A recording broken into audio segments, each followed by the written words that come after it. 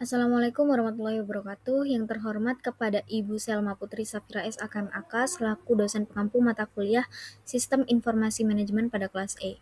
Kami kelompok 2 akan menjelaskan mengenai materi sumber daya komputasi dan komunikasi. Namun sebelum itu izinkan kami untuk memperkenalkan diri terlebih dahulu. Perkenalkan, nama saya Sherlyn Eka Prinia dengan NPM akhir 023. Perkenalkan, nama saya Talita Nindya Sutinitias dengan NPM akhir 030. Perkenalkan, nama saya Nabila Fitri Alia dengan NPM akhir 129. Baik, perkenalkan saya Nindi Salsabila Firdaus dengan NPM akhir 132. Perkenalkan, nama saya Ingan Nurita Arasi Inayah dengan NPM akhir 144. Perkenalkan, nama saya Novita Safitri Anggraini dengan NPM akhir 151. Perkenalkan, nama saya Siti Bunga Anjung Permata dengan NPM akhir 166. Perkenalkan, nama saya Muhammad Rifki dengan NPM akhir 412. Mari kita mulai dengan dasar peranti keras komputer. Peranti keras adalah semua komponen fisik mulai dari unit input hingga output, di mana jantungnya adalah prosesor atau CPU, yang berfungsi sebagai otak untuk mengelola logika dan aliran data. Seperti yang terlihat pada tabel 5.1, terdapat 6 komponen kunci yang mendukung sistem kerja komputer, dimulai dari prosesor, kemudian ada memori, kemudian ada ruang penyimpanan, kemudian ada alat input, kemudian ada alat output, dan yang terakhir ada alat input atau output. Kekuatan sistem ini sangat bergantung pada kecepatan prosesor dalam satuan GHz dan ukuran wordnya, yaitu jumlah bit data yang bisa diproses dalam 1 detak. Menariknya, sesuai hukum Moore, kekuatan pemrosesan ini terus berkembang pesat hingga berlipat ganda setiap 18 bulan, memungkinkan efisiensi luar biasa dalam dunia bisnis saat ini. Selanjutnya adalah memori atau RAM, yaitu area penyimpanan primer yang terletak langsung di motherboard. RAM bersifat volatile, artinya data hanya ada selama komputer menyala. Bayangkan memori sebagai meja kerja, di mana semakin luas mejanya, maka semakin banyak data yang bisa dibuka prosesor secara bersamaan, tanpa harus sering mengambilnya dari lemari atau penyimpanan sekunder yang lambat. Kapasitas memori seperti 128 MB hingga 256 MB atau lebih sangat memengaruhi persepsi pengguna terhadap kecepatan komputer. Itulah mengapa kapasitas memori yang besar sangat krusial dalam menentukan seberapa cepat dan lancar performa komputer saat kita gunakan. Yang berikutnya ada ruang penyimpanan atau storage. Jadi, ruang penyimpanan komputer ini hadir dalam berbagai bentuk media untuk memenuhi kebutuhan tugas yang berbeda-beda. Secara umum, media ini dibagi menjadi 2. Yang pertama, ruang penyimpanan tetap seperti hard drive komputer mikro yang terpasang permanen di dalam mesin dengan kapasitas mulai dari puluhan hingga ratusan gigabyte. Nah, yang kedua, media penyimpanan yang dapat dilepas. Ini memungkinkan kita memindahkan data antar komputer. Contohnya adalah flash drive USB yang menggantikan floppy disk, serta compact disk atau CD dan digital versatile disk atau DVD.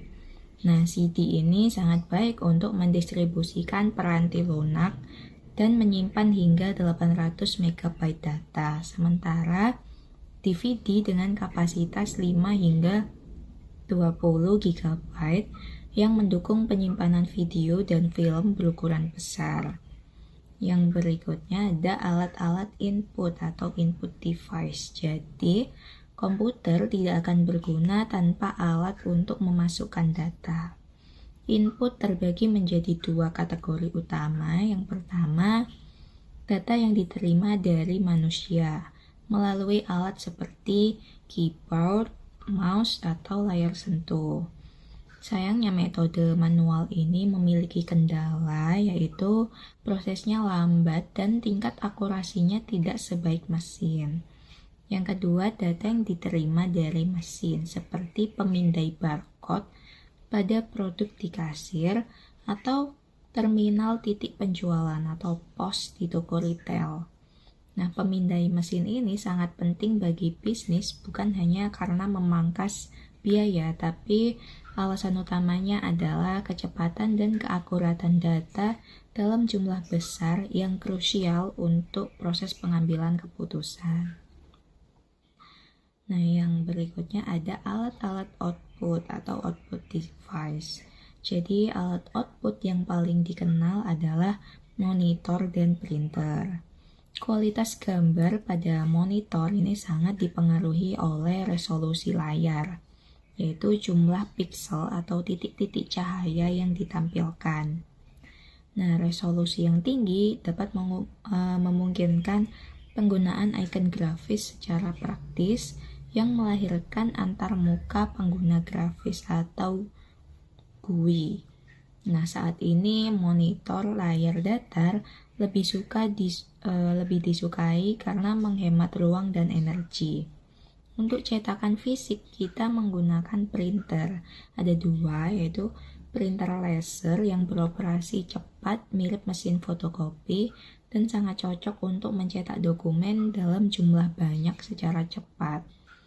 Sementara yang kedua, printer tinta secara mekanis lebih kecil dan menyemprotkan tinta ke kertas dan memiliki keunggulan dalam memproduksi cetakan berwarna dengan biaya perangkat yang jauh lebih terjangkau daripada printer laser.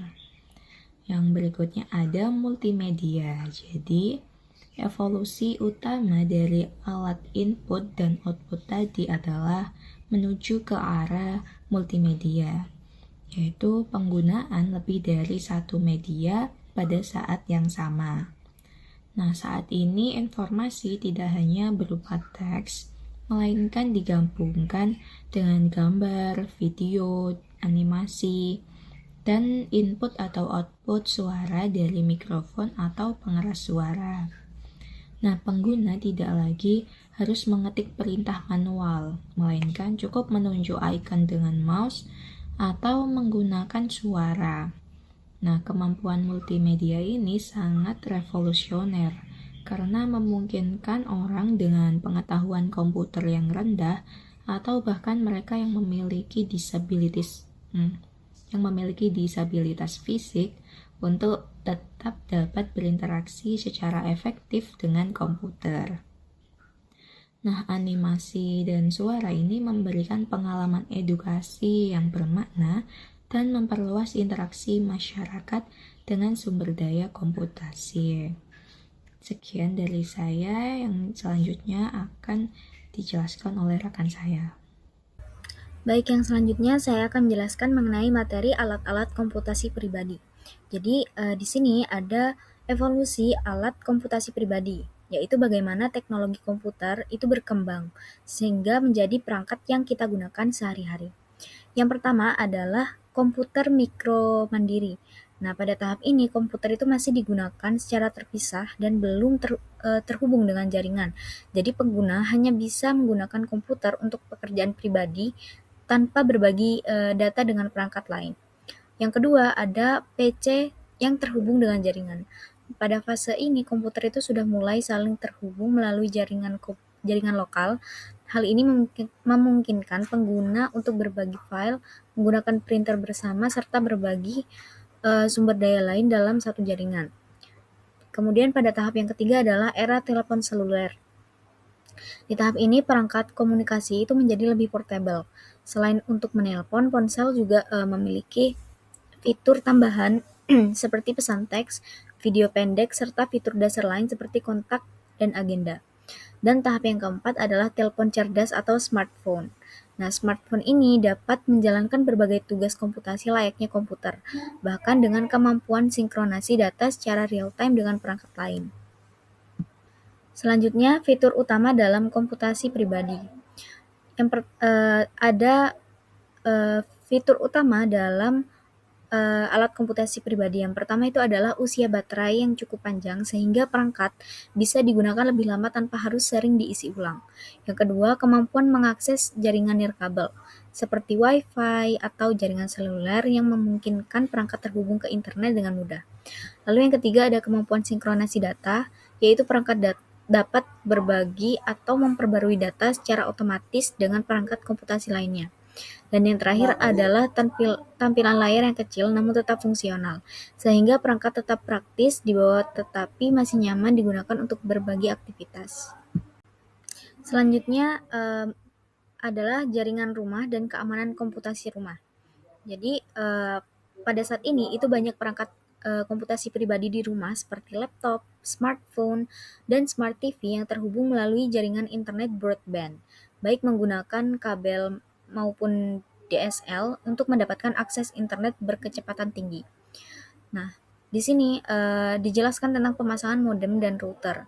Di banyak rumah, router nirkabel digunakan untuk membagi satu koneksi internet ke beberapa perangkat sekaligus. Dengan adanya router, berbagai perangkat seperti laptop, smartphone, atau komputer itu dapat terhubung ke internet tanpa memerlukan kabel fisik. Selanjutnya itu adalah keamanan jaringan. Nah, untuk menjaga keamanan jaringan rumah, pengguna itu disarankan untuk menggunakan enkripsi data, misalnya menggunakan standar keamanan pada Wi-Fi. Selain itu, penggunaan kata sandi juga sangat penting untuk membatasi akses jaringan agar tidak digunakan oleh orang yang tidak memiliki izin. Dengan adanya pengamanan tersebut, jaringan rumah akan menjadi lebih aman dari penyalahgunaan atau akses yang tidak sah.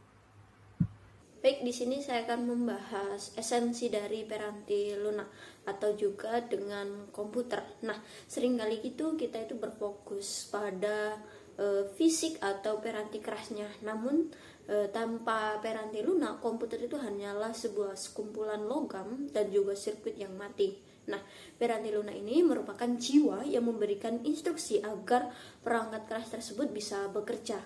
Secara fundamental, dunia piranti lunak itu terbagi menjadi dua kelompok besar yang saling bergantung, yaitu piranti lunak yang sistem bekerja di balik layar dan juga piranti lunak aplikasi yang berinteraksi langsung dengan kita. Nah, di sini kita akan membahas piranti lunak sistem atau juga disebut dengan piranti lunak sistem operasi, yang mana ini merupakan menjalankan tugas-tugas mendasar yang dibutuhkan oleh seluruh pengguna dari satu komputer tertentu. Nah, di sini dapat kita bayangkan piranti lunak sistem atau sistem operasi ini sebagai seorang dirjen dalam sebuah orkestra. Nah, ia ini bertugas mengatur menjalankan semua proses, juga mengelola memori, dan juga yang paling penting yaitu ia bertindak sebagai antarmuka. Nah, antarmuka inilah yang memungkinkan kita sebagai manusia, piranti lunak aplikasi dan juga perangkat keras untuk saling berkomunikasi tanpa konflik. Nah, di segmen komputer mikro atau laptop yang kita gunakan sehari-hari, kita itu juga dikenal sebagai nama-nama yang besar seperti Windows XP atau Mac OS X. Nah, namun tantangannya berbeda pada komputer mainframe atau server besar dari perusahaan. Di sana, sistem operasi seperti OS 390 milik IBM itu harus mampu menangani koordinasi alat input dan juga output yang sangat masif, serta melayani banyak sekali pengguna secara bersamaan. Selain itu, kita juga dapat mengenal Unix. Nah, Unix ini unik karena ia itu bermula sebagai freeware atau perangkat gratis yang bisa dimodifikasi oleh siapa saja.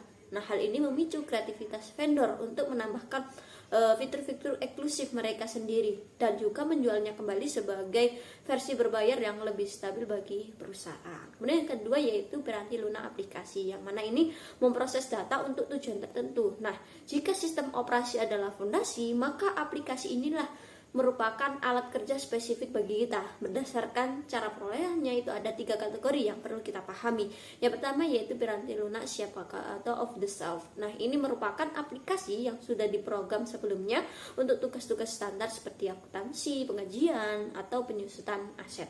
Nah, ada pertanyaan, mengapa sih bisnis itu lebih menyukai hal ini? Nah, ini ada 2 alasan. Yang pertama yaitu kecepatan dan biaya. Nah, kita itu tidak perlu menunggu berbulan-bulan bagi programmer untuk membuat kode.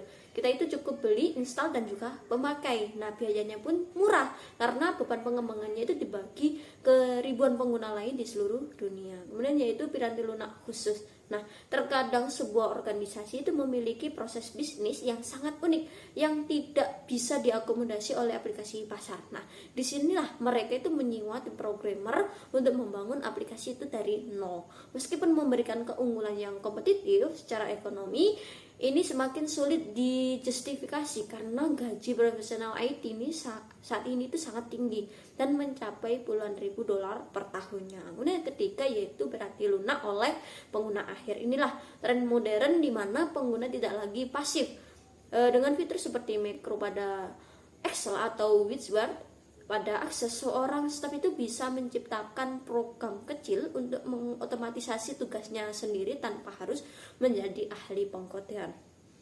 Baik, di sini ada peranan Peranti lunak yang mudah digunakan pengguna atau user friendly. Di sini terakhir, kita itu harus memahami mengapa istilah user friendly atau ramah pengguna itu sangat penting. Sering ada anggapan keliru bahwa aplikasi yang user friendly itu berarti aplikasi yang dibuat sederhana atau gampang. Nah, faktanya justru pembuat aplikasi yang ramah pengguna ini jauh lebih sulit daripada membuat aplikasi untuk sesama programmer. Nah, aplikasi yang hebat adalah aplikasi yang dirancang dengan empati terhadap penggunanya. Jadi ada 4 karakteristik utama yang harus ada. Yang pertama yaitu dialog terpadu, yang mana ini aplikasi yang menuntun pengguna mengenai data apa yang dibutuhkan selanjutnya. Kemudian yang kedua, menu dan icon. Nah, ini memberikan panduan bagi pemula, namun menyediakan jalan pintas atau shortcut bagi mereka yang sudah mahir. Kemudian yang ketiga yaitu bantuan sensitif konteks. Nah, ini sangat penting. Nah, saat pengguna itu bingung di satu fitur, maka akan ada bantuan yang muncul itu harus relevan dengan fitur tersebut, bukan bantuan umum yang membingungkan. Nah, kemudian yang keempat yaitu standarisasi antar muka, mana ini pengguna tidak boleh dipaksa belajar arti icon baru setiap kali berganti aplikasi. Nah, icon simpan atau cetak itu haruslah sama dimanapun agar efisiensi kerja itu meningkat. Jadi kesimpulannya, integrasi antara sistem operasi yang stabil dan aplikasi yang tepat sasaran serta ramah pengguna adalah kunci suksesnya dari manajemen informasi di perusahaan manapun. Nah, dengan memahami perangkat ini, kita itu bisa memaksimalkan sumber daya yang ada untuk mendukung keputusan bisnis yang lebih baik. Baik, di sini saya akan menjelaskan mengenai komunikasi, di mana komunikasi antar komputer melalui jaringan khusus jauh lebih cepat, ratusan kali lipat dibandingkan sistem telepon publik karena dirancang khusus untuk data, bukan suara. Kemudian terdapat beberapa subbab mengenai komunikasi.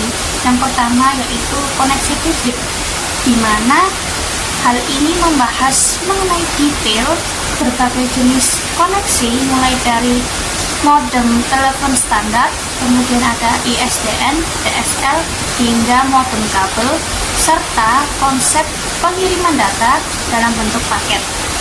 Kemudian yang kedua yaitu ada saluran pribadi, di mana hal ini merupakan suatu sirkuit yang selalu terbuka untuk lalu lintas komunikasi. Adanya istilah saluran sewaan, yaitu list line dan saluran khusus atau dedicated line. Kemudian terdapat juga 2 saluran pribadi populer, yaitu saluran T1 dan T3, di mana saluran T1 seringkali digunakan oleh organisasi-organisasi bisnis dengan lalu lintas komunikasi data yang tinggi. Sedangkan untuk saluran T3 biasanya digunakan oleh para penyedia layanan internet. Kemudian yaitu ada jaringan pribadi maya, yaitu sebagai alternatif saluran pribadi yang bisa dibilang mahal, yaitu VPN yang menyediakan koneksi aman dan cepat dengan biaya yang lebih rendah melalui internet publik menggunakan teknologi tunneling, yaitu jalur privat virtual. Dan kemudian yaitu ada komunikasi jaringan, di mana hal ini memastikan sinkronisasi komunikasi global, di mana organisasi ISO menciptakan arsitektur standar model 7 lapisan OSI yang mendefinisikan fungsi spesifik pada setiap tahapan transmisi data, dan di mana 7 lapisan dari Open System Interconnect, yaitu yang pertama ada lapisan aplikasi, kemudian lapisan presentasi, kemudian lapisan sesi, kemudian ada lapisan transport, diikuti dengan lapisan jaringan, lapisan link data, dan yang terakhir atau yang utama yaitu lapisan fisik. Baik, pada slide kali ini kita akan membahas mengenai kelanjutan bagaimana komputer ini saling berkomunikasi dalam sebuah jaringan. Komunikasi antar komputer itu tidak akan terjadi secara sembarangan. tetapi diatur oleh aturan tertentu yang biasa disebut dengan protokol komunikasi, serta didukung oleh mekanisme pengiriman data dalam bentuk paket dan penggunaan alamat IP sebagai identitas dari setiap perangkat di jaringan tersebut. Lalu yang pertama yaitu protokol untuk komunikasi paket. Protokol ini merupakan perangkat aturan atau spesifikasi yang mengatur bagaimana data diformat, dikirim, diterima, dan diproses oleh perangkat dalam jaringan. Tanpa adanya protokol, komputer yang berbeda tidak akan saling memahami data yang dikirimkan. Lalu terdapat beberapa contoh protokol. Yang pertama yaitu System Network Architecture atau SMA. Protokol ini dikembangkan oleh IBM tahun 1970-an yang dimana banyak digunakan pada sistem komputer besar atau mainframe. Nah, dalam sistem ini terdapat satu komputer utama sebagai pengendali komunikasi bagi komputer lain yang terhubung. Lalu yang kedua yaitu token ring. Hal ini juga dikembangkan oleh IBM yang menggunakan metode peer-to-peer. Dalam jaringan ini terdapat sebuah token atau tanda yang berputar di jaringan tersebut. Hanya komputer yang memegang token yang boleh mengirim data sehingga dapat menghindari tabrakan data. Lalu yang ketiga yaitu Ethernet. Nah, teknologi jaringan yang populer sampai saat ini. Berbeda dengan token ring, Ethernet ini tidak menggunakan token. Jika dua komputer saling mengirim data secara bersamaan dan terjadi tabrakan, maka sistem akan secara otomatis mengirim ulang data tersebut. Lalu yang keempat yaitu TCP atau IP. Nah, protokol ini penting dalam berkomunikasi internet. Yang pertama yaitu Transmission Control Protocol atau TCP. Bertugas memastikan data terkirim secara lengkap dan berurutan. Lalu yang kedua yaitu Internet Protocol yang bertugas mengarahkan paket data agar sampai ke tujuan melalui jaringan yang tepat. Lalu pembahasan yang kedua yaitu paket. Nah, ketika sebuah komputer ini mengirimkan pesan yang besar, data tersebut tidak dikirim sekaligus. Jika dikirim sekaligus, satu komputer bisa mendominasi jalur komunikasi dan memperlambat jaringan tersebut. Oleh karena itu, data-data ini dipecah menjadi bagian-bagian kecil yang disebut dengan paket. Nah, setiap paket itu biasanya berisi sebagian isi data, alamat komputer tujuan, alamat komputer pengirim, serta informasi lainnya. Nah, paket-paket ini dapat melewati jalur yang berbeda di jaringan tersebut. Setelah sampai ke tujuan, paket-paket ini akan disusun kembali dalam urutan yang benar oleh protokol TCP sehingga menjadi pesan yang lengkap seperti semula. Lalu pembahasan yang ketiga yaitu alamat jaringan internet atau alamat IP. Nah, agar paket data dapat dikirim ke perangkat yang benar, setiap komputer atau perangkat yang terhubung harus memiliki identitas unik yang biasa disebut dengan alamat IP. Nah, karakteristik dari alamat IP sendiri yaitu antara lain yang pertama ada format alamat IP. Nah, format ini terdiri dari 4 kelompok angka yang dipisahkan oleh titik-titik yang dimana setiap kelompok ini memiliki nilai antara 0 hingga 255. Lalu yang kedua yaitu struktur alamat. Nah, struktur ini itu menunjukkan identitas jaringan, subjaringan, dan perangkat atau host tertentu. Lalu yang ketiga, dalam praktiknya terdapat dua jenis pemberian alamat IP. Yang pertama yaitu IP permanen yang biasa digunakan oleh perusahaan atau organisasi yang membutuhkan alamat tetap. Lalu yang kedua yaitu IP sementara yang biasanya digunakan oleh pengguna rumah yang mendapatkan alamat IP secara otomatis dari ISP setiap kali terhubung ke internet. Selanjutnya, di sini saya akan menjelaskan terkait jenis-jenis jaringan. Nah, jaringan komputer itu secara efektif membagi komunikasi ke dalam beberapa skala jangkauan. Nah, yang pertama ada Local Area Network atau LAN, yaitu sekelompok komputer dan perangkat lain seperti printer yang terkoneksi oleh media yang sama, biasanya dalam satu ruangan atau gedung yang sama. Nah, LAN ini umumnya mencakup jarak kurang dari setengah mil dengan kecepatan transmisi data antara 10 Mbps hingga 1 GB per detik. Nah, kemudian ada Metropolitan Area Network atau MAN. Nah, MAN ini itu adalah jaringan yang memiliki batas jarak fisik sekitar 300 mil. Nah, MAN ini itu sering digunakan untuk menghubungkan gedung-gedung dalam satu organisasi bersama, seperti bangunan di kampus universitas. Kemudian ada Wide Area Network atau WAN. Nah, WAN ini itu digunakan untuk menghubungkan perangkat ketika jaraknya melebihi batasan LAN dan MAN. Nah, WAN ini menggunakan sistem telepon publik atau carrier umum. Namun, penggunaannya mulai menurun seiring dengan meluasnya koneksi internet. Selanjutnya ada perangkat keras jaringan atau hardware. Hardware ini adalah untuk dapat memasukkan ke dalam suatu jaringan, perangkat memerlukan beberapa komponen berikut. Nah, yang pertama ada Network Interface Card atau NIC. Nah, yaitu NIC adalah kartu antarmuka yang harus terpasang pada setiap komputer atau printer agar dapat terhubung ke media komunikasi. Nah, NIC ini itu juga berfungsi untuk mengartikan informasi tersebut mengartikan informasi pakai data dan menentukan apakah data tersebut harus disimpan atau dilanjutkan. Kemudian ada hub. Hub adalah alat yang menerima paket data dari satu komputer dan menyalinnya ke seluruh alat lain yang terhubung dalam topologi bintang. Kemudian ada router. Router adalah perangkat yang menghubungkan beberapa LAN dan mampu menentukan jalur paling efisien untuk memindahkan data antar jaringan tersebut. Kemudian ada switch. Switch merupakan memiliki fungsi seperti router, namun lebih canggih. Nah, switch ini itu mampu menyaring lalu lintas data agar hanya terkirim ke komputer tujuan, sehingga komunikasi itu menjadi lebih efisien. Kemudian ada internet, intranet, dan extranet. Nah, internet itu adalah kumpulan jaringan yang saling terkoneksi dalam skala global dan bersifat umum atau publik. Kemudian ada intranet. Nah, intranet ini itu jaringan internal organisasi yang menggunakan protokol internet, namun membatasi akses hanya untuk anggota organisasi tersebut. Nah, intranet ini itu biasanya menggunakan firewall untuk menjaga keamanan dari pihak luar. Kemudian ada extranet. Nah, extranet ini perluasan dari internet yang mencakup penggunaan di luar perusahaan seperti pemasok, mitra bisnis, dan lain sebagainya.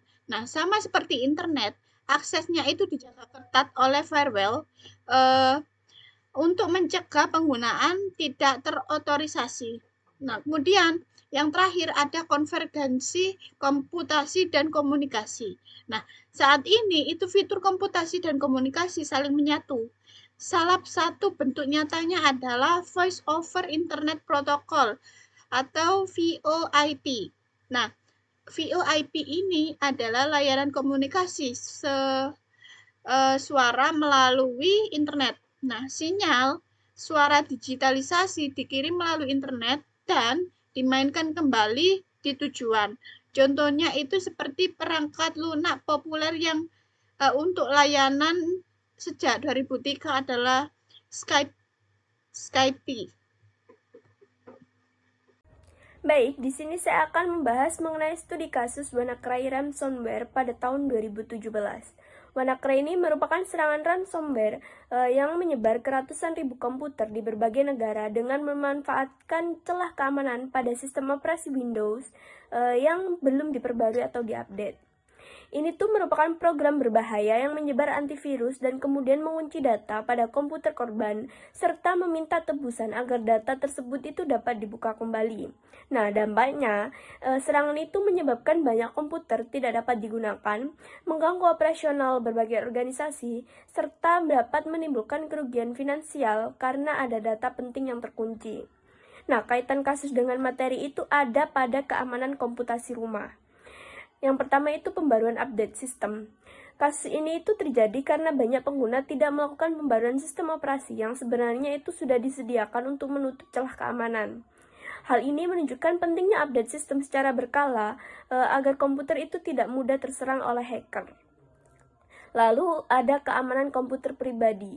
Komputer yang digunakan di rumah itu juga rentan terhadap serangan jika tidak dilengkapi dengan sistem keamanan yang baik seperti antivirus dan pembaruan perangkat lunak. Nah, solusinya itu dapat dengan dilakukan yang pertama, melakukan pembaruan atau update sistem secara berkala. Lalu yang kedua, menggunakan antivirus dan sistem keamanan. Yang ketiga, itu bisa dengan menghindari file atau tautan yang mencurigakan. Dan yang terakhir, itu bisa dengan melakukan backup data secara rutin. Cukup sekian pemaparan materi pada bab ini oleh kelompok kami. Sekian dan terima kasih. Wassalamualaikum warahmatullahi wabarakatuh.